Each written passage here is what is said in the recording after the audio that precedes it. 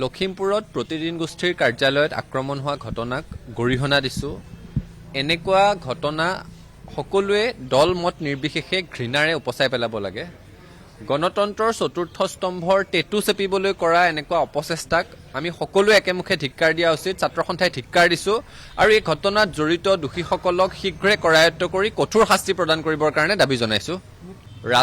ৰাজহুৱা জীৱনত থকা যিকোনো ব্যক্তি প্ৰশংসাৰ কাৰণে যি ধৰণেৰে সাজু হৈ থাকিব লাগে, সমালোচনাৰ কাৰণেও সাজু হৈ থাকিব লাগিব আৰু সমালোচনা গ্ৰহণ কৰিবলৈ সকলোৱে শিকিব লাগিব।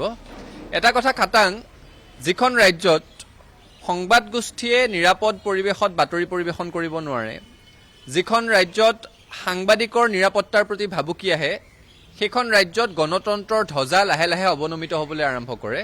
গতিকে গণতন্ত্ৰৰ চতুৰ্থ স্তম্ভৰ ওপৰত ভয় ভাবুকি, গণতন্ত্ৰৰ চতুৰ্থ স্তম্ভৰ ওপৰত আক্ৰমণ কোনো কাৰণত গণতান্ত্ৰিক প্ৰমূল্য থকা মানুহে নকৰে আৰু এনেকুৱা ধৰণৰ কাৰ্যক মই পুনৰ কৈছোঁ, দল মত নিৰ্বিশেষে সকলোৱে ঘৃণাৰে উপচাই পেলাব লাগে। আমি গৰিহণা দিছোঁ, নিন্দা কৰিছোঁ আৰু এই ঘটনাৰে জড়িতসকলক কঠোৰ শাস্তি বিহিবৰ কাৰণে পুনৰ দাবী জনাইছোঁ।